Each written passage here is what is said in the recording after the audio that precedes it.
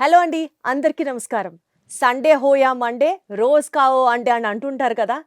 రోజుకొక గుడ్డు తినండి, డాక్టర్ నుంచి దూరంగా ఉండండి. ఇలాంటివి చిన్నప్పటి నుంచి స్కూల్లో పిల్లలకి చెప్పి చెప్పి మనం కూడా చదువుకొని ఉన్నాం. కానీ ఇప్పుడు ఆ ఎగ్ తింటేనే క్యాన్సర్ వస్తుందని అంటున్నారు కదా. సో ఎగ్ తినడం వల్ల క్యాన్సర్ వస్తుందా? ఎగ్స్ తినడం ఆపేయాలా? మరి ఒకవేళ ఎగ్స్ తినడం ఆపేస్తే ప్రోటీన్ సోర్స్ మీద మాక్సిమం రోజుకి 6 గుడ్లు తినండి, 7 గుడ్లు తినండి అని మన జిమ్‌కెళ్ళిన వెంటనే చెప్తూ ఉంటారు కదా మనల్ని ట్రైన్ చేసేవాళ్ళు. మరప్పుడు ప్రోటీన్ కోసం దేన్ని ఎతుక్కోవాలి? అసలు ఎగ్స్ తినడం సేఫా? కాదా? దీని గురించి మాట్లాడదాం. మనతో ఉన్నారు డాక్టర్ రవికాంత్ గారు. హలో సార్, నమస్తే. నమస్తే సార్, అండి. ఇంతకీ మీరు ఎగ్గిటేరియనా కాదా? ఎగ్ ఫుల్ తింటానండి. అవునా? ఇప్పుడు కూడా తింటున్నారా సార్? తింటాను. మరి ఎగ్స్ తింటే క్యాన్సర్ వస్తుందంటున్నారు. ఇప్పుడు బిగ్గర్ పర్స్పెక్టివ్ చూడరండి ఎవరు. అంటే బిగ్గర్ పర్స్పెక్టివ్ ఎగ్‌లో ఎక్కడో ఎవరో ఏదో వచ్చిందని చెప్తున్నారు. మనం తినే కూరగాయల్లో, ఆకుకూరలో ఎంత పెస్టిసైడ్స్, ఎన్ని కాన్సంట్రేషన్‌లు ఉన్నాయి అన్నీ మెజర్ చేస్తే మీరు అసలు ఫుడ్ తింటూ ఆపేసి ఏం చచ్చిపోతారు. తినాలి సార్ ఇంకా? అందుకే చెప్తున్నా కదా! కొన్ని మనది రెగ్యులేటరీ బాడీ ఈస్ నాట్ అన్నీ ప్రాపర్‌గా చెక్ చేస్తే గనక అన్నిట్లో చాలా కనపడతాయి. సో, మనం అవన్నీ చెక్ చేయట్లేదు. సో, ఇప్పుడు మీరు ఒక కూరగాయలున్నాయి, ఆకుకూరలున్నాయి. కడిగేసి చేస్తున్నాము. ఎంతవరకు దాని మీద ఉన్నాయి పోయినియి, దాని లోపలికి ఎన్నెళ్ళినియి మనకు తెలీదు. There is no filter there. Hmm. కానీ మనకి ఒక ఫిల్టర్ అనేది ఎగ్ అనేది గానీ, మిల్క్ అనేది గానీ ఒక ఫిల్టర్ ద్వారా వస్తాయి. ఓకే. సో, ఫర్ ఎగ్జాంపుల్ మనకి తల్లికి పాయిజన్ ఇచ్చినప్పటికి గూడా 99% ఆఫ్ ద పాయిజన్ బిడ్డకెళ్ళవు. హ్మ్. దెర్ ఈస్ ఎ బ్యారియర్ అంటారు. అంటే మన కొన్ని టాక్సిన్స్ ఉంటాయి. మనం చాలా అంతెందుకు ప్రతి మందు ఈస్ ఎ టాక్సిన్. ఇప్పుడు మనం తీసుకునే ప్రతి టాబ్లెట్ టాక్సినే. కాబట్టే మన బాడీ దాన్ని టాక్సిన్ కింద ట్రీట్ చేస్తది. దాన్ని లివర్ మెటబలైజ్ చేస్తది, యూరిన్‌లో బయటికి పంపించేస్తది. దీన్ని జీనోబయోటిక్స్ అంటారు యాక్చువల్లీ. బయట నుంచి జీనో అంటే మన బాడీలోది కాని సబ్స్టెన్స్. మనం రోజు తినే ఫుడ్ లాంటిది కాదు ఇది. ఇదేదో కెమికల్. ఇదొచ్చింది, దీన్ని డిటాక్సిఫై చేయాలి, బయటికి పంపించేసేయాలి. ఇలా మన డీటాక్సిఫై అయ్యే వరకు మన బ్లడ్‌లో సర్క్యులేట్ అవుతా ఉంటది. మన బ్రెయిన్ కణాలు చాలా సెన్సిటివ్ ఉంటాయి. దాని మీద ఇలాంటి టాక్సిన్ ఎఫెక్ట్ పడితే కూడా దాని పెర్ఫార్మెన్స్ తగ్గిపోతది. ఓకే. అందుకని దెర్ ఈస్ ఎ బ్యారియర్ అంటారు. అంటే బ్లడ్ బ్రెయిన్ బ్యారియర్ అంటారు. ఓకే. చాలా వరకు మందులు ఈ బ్యారియర్ దాటి బ్రెయిన్‌లోకి వెళ్ళలేవు. ఓకే. బ్రెయిన్ పెనిట్రేషన్ ఉన్న డ్రగ్స్ చాలా తక్కువ ఉంటాయి. ఓకే. బ్రెయిన్‌లోకి వెళ్ళే డ్రగ్, బ్రెయిన్‌లో ఇన్ఫెక్షన్ వచ్చి చీమగడ్డ అయిందనుకోండి, దానికి సెపరేట్ బ్రెయిన్‌లోకి వెళ్ళే మందు ఏదో చూసుకుని అదొక్కటే ఇస్తాం. 10 డ్రగ్స్ ఉంటే ఒకటే బ్రెయిన్‌లోకి వెళ్ళేవి ఉంటాయి. ఓకే. అట్లా ఆ బ్లడ్ బ్రెయిన్ బ్యారియర్ దాటి వెళ్ళాలి. అదే బ్యారియర్ బేబీ కోసం, తల్లి గర్భంలో బేబీ ఉంటారు కదండి, ఆ బేబీకి కూడా మన రక్తంలో ఉన్న టాక్సిన్స్ అన్నీ వెళ్ళకుండా బ్లడ్ ప్లాజెంటల్ బ్యారియర్, ప్లాజెంటా అంటే మన మాయ అంటారు కదండి, అది అంటే తల్లికి బిడ్డకి మధ్య ఉండే ఫిల్టర్ లాంటిది. అది అన్నిటిని పంపించదు దాంట్లో. ఒక ఫిల్టర్ ద్వారా బేబీకి వెళ్తుంది. అంటే వీళ్ళు చాలా సెన్సిటివ్ అనేది. రీసెంట్గా ఒక ఐవీఎఫ్ డాక్టర్ గారు కలిశారు.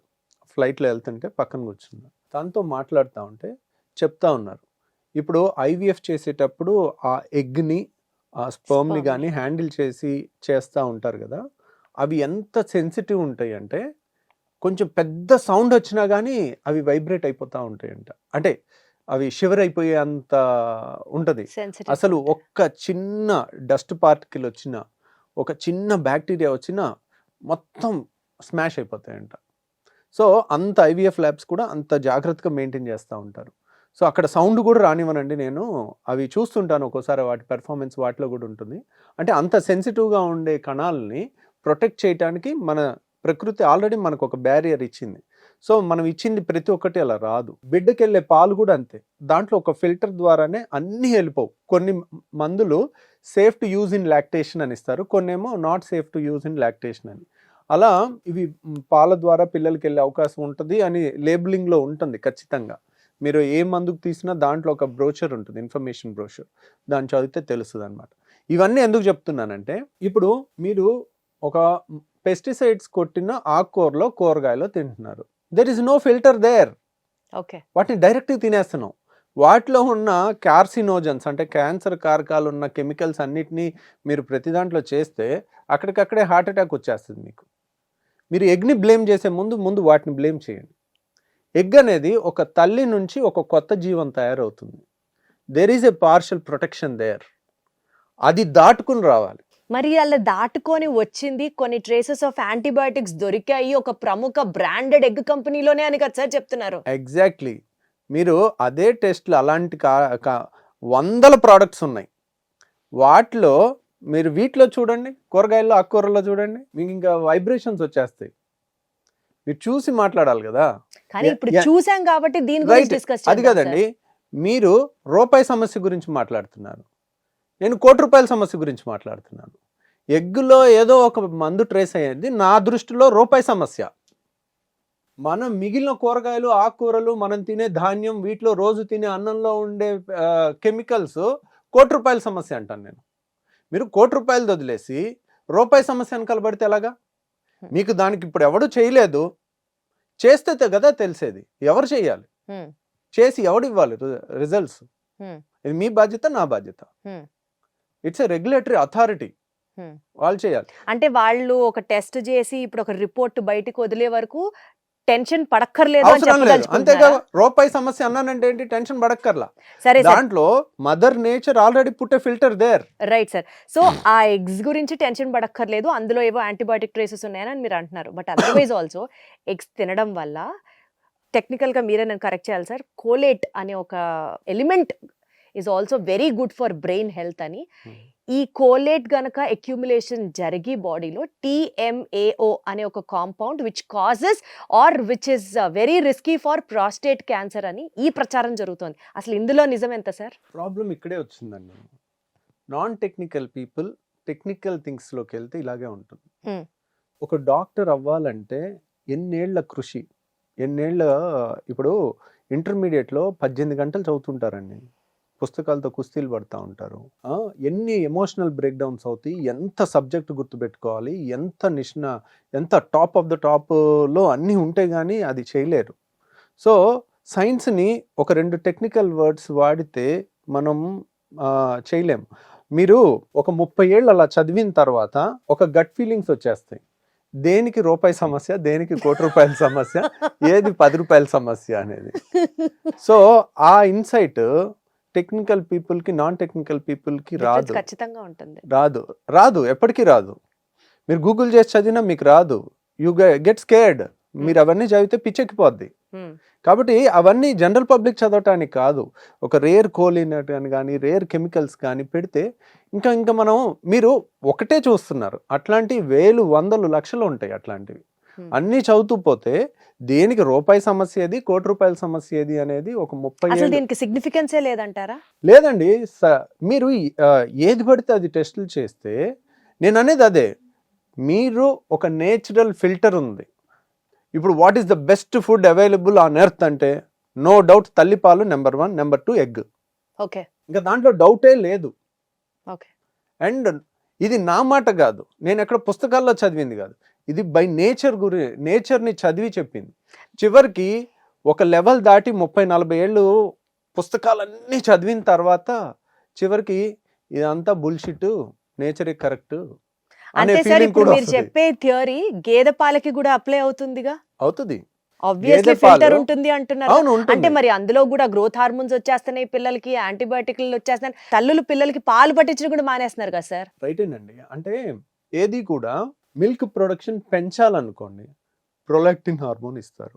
ప్రొలాక్టిన్ హార్మోన్ ఇప్పుడు ఈస్ట్రోజన్ హార్మోన్ నాకు ఇచ్చారు అనుకోండి, మగవాళ్ళకి ఎవరికి ఇచ్చినా బ్రెస్ట్ డెవలప్మెంట్ వచ్చేస్తుంది. వాళ్ళకి ప్రొలాక్టిన్ ఇస్తే మిల్క్ కూడా వచ్చేస్తుంది. వాళ్ళు ప్రెగ్నెంట్ అయ్యి ఉండాల్సిన పని లేదు. మీరు చూసారు కదా, 70 ఏళ్ల ముసలావిడ్ని మీరు ప్రెగ్నెంట్ చేయగలిగారు, డెలివరీ చేయగలిగారు. So it's all in the hormones. ఒక హార్మోన్ ఇవ్వటం వల్ల దాని ఎఫెక్టే వస్తుంది. మీరు మిల్క్ ప్రొడక్షన్ ఎక్కువ అయ్యే హార్మోన్ ఇచ్చారు, మిల్క్ ఎక్కువ అవుతుంది, అది టాక్సిన్ కాదు. గ్రోత్ హార్మోన్స్ కూడా ఇస్తున్నారు కదా? గ్రోత్ హార్మోన్స్ ఇస్తున్నారు. ఇది కాంపౌండింగ్ ఫ్యాక్టర్స్ అంటారు. ఇప్పుడు ఏంటంటే ఇది ఎలా ఉంటుందంటే, నేను ఇప్పుడు తొడగొడితే వర్షం పడింది అనుకోండి, తొడగొట్టినందువల్ల వర్షం పడదు. సో ఇక్కడ నేను చూశానండి, తొడగొట్టిన వెంటనే వర్షం పడింది అంటే అలా 1000 సార్లు 100 సార్లు జరిగితే దెన్ వి షుడ్. అది సైన్స్, రీసెర్చ్. ఇప్పుడు మీరు గ్రోత్ హార్మోన్ ఇచ్చారు, గ్రోత్ హార్మోన్ ఇవ్వటం వల్ల పిల్లల్లో లేకపోతే మిల్క్ లో ఏదో ప్రొలాక్టిన్స్ అవి ఇవ్వటం వల్ల పిల్లల్లో ప్రిమెచ్యూర్ గా Periods మెచ్యూర్ start అవుతున్నాయి. అవుతున్నారా అని అనుకోవచ్చు. దాన్ని ప్రూవ్ చేయాలంటే సైంటిఫిక్ వే ఏంటనేది ఇప్పుడు ఇప్పుడు పిల్లలు ఎలా ఉంటున్నారు, 9th class 8th class 7th క్లాస్లో వచ్చేసరికి చాలా మంది ఫిజికల్ యాక్టివిటీ లేదు. చిన్నప్పుడు స్కూల్లో ఆడుకున్నట్టు ఆడుకోవట్లా. వాళ్ళు తినే ఫుడ్ 30 ఏళ్ల కింద ఉన్న ఫుడ్ కాదు. మీరు ఒక్క మిల్కే చూస్తున్నారు. ఆ చేంజెస్లో నా చిన్నప్పుడు నేను స్కూల్కి వెళ్ళినప్పుడు తిన్న ఫుడ్, ఇప్పుడు మా పిల్లలు తింటున్న ఫుడ్, జనరల్ పబ్లిక్ తింటున్న ఫుడ్లో వేల రకాల చేంజెస్ వచ్చినాయి. ఓకే మీరు ఒక్కదాన్నే పట్టుకుని ఇదే కారణం అని ఎలా చెప్పగలుగుతారు? సార్, మీరు చెప్పిన దాని ప్రకారమే ఒక 10 ఏళ్ల తర్వాత దీని మీద రీసెర్చ్ చేసి అప్పుడు ఇదే కారణం అని గనక చెప్పారనుకోండి సార్, ఇన్నాళ్ళు భయపడి ఆపిన వాళ్ళందరూ మంచిగా ఉన్నట్టే కదా సార్ లెక్క. లేదా మీ మాట ప్రకారం ఇప్పుడు పాలు తాగుతూ వెళ్ళారనుకోండి, ఓ 20 ఏళ్ల తర్వాత ఆ టెస్ట్ నిజమే కరెక్టే, ఇందులో వచ్చినవన్నీ పిల్లలకి వెళ్తున్నాయి అని అనుకున్నారనుకోండి, అప్పుడు వీళ్ళు పాడు చేసుకున్నట్టేగా హెల్త్. అలా అంటే ఇంక అన్నీ ఆపేయాలి. తింటాం, కూరగాయలు ఆపేయాలి, ఆకుకూరలు ఆపేయాలి. మీరు నేను అనేది వాటిలో ఇంకా ఎక్కువ జరుగుతుంది అంటున్నాను నేను. మీరు first if you come to milk and egg, I defend it very vehemently. ఇంకా దాంట్లో డౌటే లేదు. వాటి జోలికి వెళ్ళి వాటిని గనక మీడియాలో కలుషితం చేయొద్దు. They are the purest form of food available till date. వాటికన్నా మిగిలిన అన్ని 100 రెట్లు dangerous, irrespective of the test. కావాలంటే మీరు దీని జోలికి వెళ్తే నేను అది అంటాను. మీరు ఈ రెండింటిని టచ్ చేయొద్దు, నేను దేన్ని అన్ను. దానికి కూడా వచ్చేసింది కదా సార్ సొల్యూషన్. మీరు చెప్పినట్లుగా ఆర్గానిక్ గా పండిస్తున్నారు. ఇప్పుడు ఇవి కేజీ 20 రూపాయలు అయితే కేజీ 40 రూపాయలకు కొంటున్నాం. ఆర్గానిక్ అని బ్రాండెడ్ లేబుల్స్ వచ్చాయి కదా మార్కెట్ లో. వచ్చినాయి కానండి, అంత రిలయబిలిటీ ఎక్కడ ఉంది? ఇప్పుడు Reliability లేదు, ఆర్గానిక్ అని 100% correct. ఇప్పుడు ఇండియాలో ప్రతిదీ పచ్చి మోసం లాగా అయిపోయింది. ఇప్పుడు వాడు ఆర్గానిక్ గా పండించాడా లేదా ఎవరు చూస్తున్నారు? మీరు చూస్తున్నారా? నేను అంతే, చూస్తున్నాను. అది కరెక్ట్. మామూలుది ఎక్కడదో పక్కకి వెళ్ళి మామూలుది కొనుక్కొచ్చేసి ఇక్కడ ఆర్గానిక్ అని లేబుల్ వేసి అమ్మేస్తే ఏం చేస్తాం? ఇప్పుడు ఇక్కడ ఎగ్ దాని మీద వచ్చింది కూడా ఒక బ్రాండ్ క్రియేట్ చేసుకుని దాన్ని డబ్బులకి అమ్ముకునేటప్పుడు దాంట్లో చిన్న ట్రేస్ కనపడినా దాని కన్జ్యూమర్స్లో కోపం వస్తుంది. మేము నిన్ను నమ్మి ఇంత చేసాము, నువ్వు నేషనల్ స్టాండర్డ్ ప్రకారమే పెట్టారు, దాంట్లో ఆ నైట్రోఫ్యూరాన్ అనే కెమికల్ 0.7 ఉంది. మన ఇండియన్ స్టాండర్డ్ ప్రకారం 1 లోపల ఉండాలి. ఇండియన్ స్టాండర్డ్ ప్రకారం 1 లోపల ఉంది అది. కానీ వాళ్ళు ఏమంటున్నారు? అమెరికా స్టాండర్డ్స్ తీసుకుంటున్నారు, వేరే దేశం స్టాండర్డ్స్ తీసుకుని అక్కడ 0.4 ఉండాలని ఉన్నారు, ఇక్కడ 0.7 ఉంది. ఓకే, అసలు ఏంటి సార్ ఆ డ్రగ్ వల్ల ఏం జరుగుతుంది ఆ డ్రగ్ వస్తే? సో యూజువల్గానండి మనం భయపెట్టడానికి జనాల్ని ఏమీ రావక్కర్లా. ఇది ఎక్కడో క్యాన్సర్ కారకం అని ఉంది, దీనివల్ల క్యాన్సర్ వచ్చేస్తుంది అని చెప్తే చాలు భయపెట్టడానికి. అంతేగాని అది ప్రూవ్ చేయలేమండి. నేను చెప్తున్నా కదా, వండర్ఫుల్ డ్రగ్స్ని చంపేశారు. వండర్ఫుల్ డ్రగ్స్ని ఇలాగే చంపేశారు మల్టీనేషనల్ కంపెనీస్. ఎందుకు? ఇప్పుడు కొత్త డ్రగ్స్ వచ్చినాయి, వాటిలో కన్సెషన్ ఉండదు, ప్రైస్ కంట్రోల్లో ఉండవు. పాత డ్రగ్స్ ప్రైస్ కంట్రోల్లో ఉంటాయి. ప్రైస్ కంట్రోల్ అంటే మీరు 100 రూపాయలు దాటి దీన్ని అమ్మటానికి లేదని రూల్ ఉంటుంది. కొత్తగా వచ్చిన డ్రగ్స్కి అది ఉండదు, వర్తించదు. వాటికి పేటెంట్స్ ఉంటాయి, అన్నిటికీ చాలా హై ఎక్స్పెన్సెస్ కాస్ట్ ఉంటుంది ఫస్ట్ 5 ఏళ్ళు 10 ఏళ్ళు. సో ఇవి వెళ్ళాలంటే పాతది బాగా పనిచేసే మందుల్ని కూడా చాలా వాటిని చంపేశారు. ఇది ఉంటే ఇది ఎవరు కొనరు అని. సో ఇదంతా మార్కెట్ డ్రామా అంటారు. అంతేనండి. సరే, ఇప్పుడు మీరు చెప్పినట్లుగానే ఆకుకూరలు అంటే మనం ఒక ప్రాబ్లం గురించి మాట్లాడుతుంటే ఇప్పుడు ఇంకొక ప్రాబ్లం ని తీసుకొచ్చారు మీరు. Human psychology and corporate greed రెండు సేమ్ అండి. ఎక్కడికి వెళ్ళినా ఒక కంపెనీ కానీ ఒకటి కానీ ఒక గ్రీడ్ అనే దానికి ఇది ఎగ్గా, ఇది పాలా, ఇది కూరగాయల, ఇది ఆకుకూరలా, ఇది ధాన్యమా అనేది ఉండదు. ఎక్కడైనా నాకు ఎక్కువ లాభం, అంతే. ఇంకా that's all. That's a business principle. Sir, ఇప్పుడు ఎగ్ని ఎగ్గా తీసుకుంటే గుడ్డు 4 రూపాయలు ఉందనుకుందాం సార్, వాటిట్లో కూడా ఆర్గానిక్ ఎగ్స్ అని, వైటమిన్ డి, ఈ, కే, B12 అన్ని ఇంజెక్ట్ చేసిన ఎగ్స్ అని ఇట్లా బోల్డ్ వస్తున్నాయి కదా మార్కెట్లో. సో ప్లెయిన్ ఎగ్ తీసుకోవడం బెటరా, ఈ మినరల్స్ అన్ని ఇన్ఫ్యూజ్ చేసిన ఎగ్ ఖరీదు ఎక్కువ పెట్టి తీసుకోవడం బెటరా సార్? అవన్నీ న్యాచురల్ ఫార్మ్ ఆఫ్ మినరల్స్ ఏనా, ఆర్ కెమికల్ రూపంలో వచ్చినటువంటిది మనం బాడీలో తీసుకున్నట్లు అవుతుందా? అదంతా బోగస్ అండి. అవేం ఉండవా అసలు? అసలు అలా ఉండదు. ఎగ్కి మనం ఏమి ఇన్ఫ్యూజ్ చేయలేమా? చేయకూడదు, చేయలేము కూడా. మీరు ఒక తల్లికి ఎక్కువ డోస్ ఇస్తే బిడ్డకి ఎక్కువ వెళ్ళిపోద్ది అనుకోవటం మూర్ఖత్వం. అది ఎగ్కే ఇస్తే అసలు ఎగ్కి ఇవ్వలేము కదా, మనకి షెల్ ఉంటుంది కదండి. అసలు ఎగ్కి ఇస్తే లేనిపోని ఇన్ఫెక్షన్స్ అంటగట్టిన వాళ్ళం అవుతాం. ఎగ్కి షెల్ ఉంటుంది, దాన్ని బ్రేక్ చేయకుండా ఇవ్వలేము. ఎగ్ షెల్ బ్రేక్ చేస్తే లోపల వెంటనే లోపలికి. కుళ్ళిపోద్ది. అవును. ఏది బ్యాక్టీరియాకి దారి ఇచ్చినట్టు.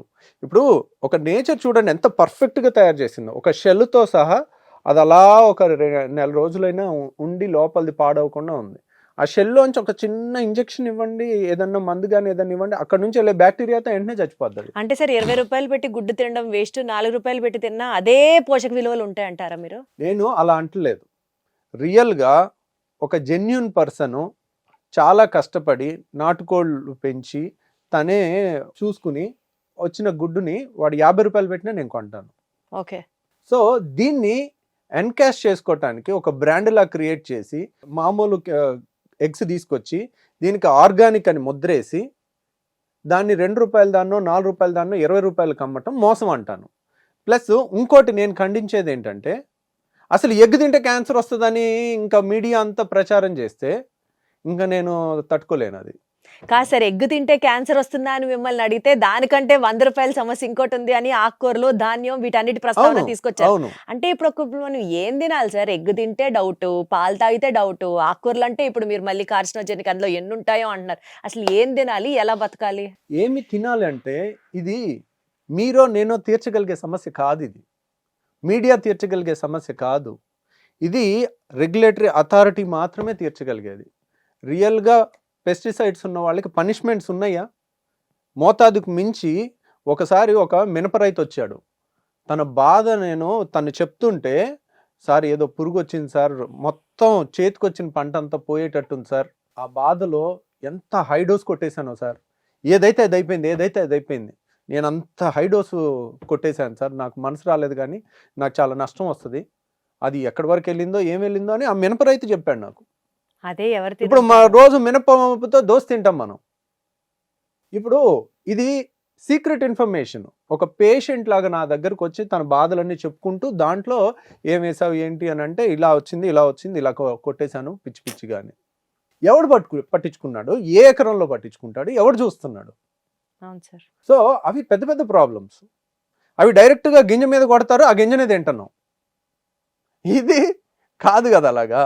కాబట్టి ఎగ్ పాల జోలికి వస్తే మాత్రం నేను వాటన్నిటిని చూసి అప్పుడు దీని జోలికి రమ్మంటాను. Got it sir. అంటే ప్రస్తుతానికి ఒక చిన్న ఉపశమనంతో వీడియోని ముగిద్దాం సార్. మీరైతే తినచ్చు అని చెప్తారు. హ్యాపీగా తినండి. అసలు ఎగ్ గురించి ఆలోచించకండి. దానికి ఆల్రెడీ మన నేచర్ ఆలోచించి దానికి ఇవ్వాల్సిన ప్రొటెక్షన్ ఇచ్చింది, పాల గురించి కూడా ఇచ్చింది, ఏం పర్వాలేదు. మీరు మిగిలిన హెల్దీ లైఫ్ స్టైల్ ఇప్పటికీ కూడా మీరు సోమరిపోతులు చేసి పిల్లల్ని మొబైల్తో 4-5 గంటలు షార్ట్లు చూపించి ఎక్సర్సైజులు లేకుండా ఉదయం 7ంటికి పంపించి సాయంత్రం 7 దాకా స్కూల్లో ఉంచి రుబ్బి వాళ్ళ జీవితాన్ని అంతా నాశనం చేస్తున్నారు. అది ఆపండి చాలు. మీరు ఎగ్ గురించి ఎగ్ తింటే క్యాన్సర్ వస్తుంది, ఇది తింటే పాలు తాగితే ఎర్లీ మెచ్యూరిటీ వస్తుంది, ఇవన్నీ ప్రూవ్ లేని దాని గురించి వద్దు. మన జాగ్రత్తగా ఉందాం. అవి కూడా తెలివిగా, సపోజ్ మనకు తెలిసిన వాళ్ళు ఉన్నారు, కొంచెం రిలయబుల్ ఉన్నారు, పోసేవాళ్ళు గేదె పాలు డైరెక్ట్గా చేస్తున్నారు, ర్యాండమ్గా ఒకసారి వెళ్ళి చెక్ చేసుకోండి నిజంగా చేస్తున్నారా లేదా. ఓకే రిలయబుల్ ఉంది, సో వీళ్ళ దగ్గర తీసుకుందాం, ఓ 30 రూపాయలు ఎక్కువ.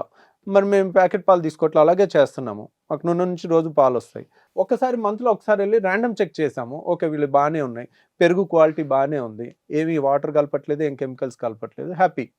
అది మనం ఉంటే ముఖ్యమైన మనం కంట్రోల్ చేయగలిగిన కొన్నిటి మీద కంట్రోల్ చేసుకుందాం. అంటే ట్రస్టెడ్ సోర్సెస్ దగ్గర నుంచి పాలైనా, గుడ్లైనా, కూరగాయలైనా ఆ మాటకు వస్తే మన సర్కిల్లో, మన పరిధిలో మనం చేసుకోవాల్సినవి చేసుకుంటే చాలు. అనవసరంగా వార్తలను చూసి సోషల్ మీడియాలో వస్తున్నటువంటి రోజుకొక బ్రేకింగ్ ఇష్యూ గురించి మనం కూడా హార్ట్ బ్రేక్ చేసుకోవాల్సిన అవసరం లేదు. అర్థమవుతుంది. Thank you.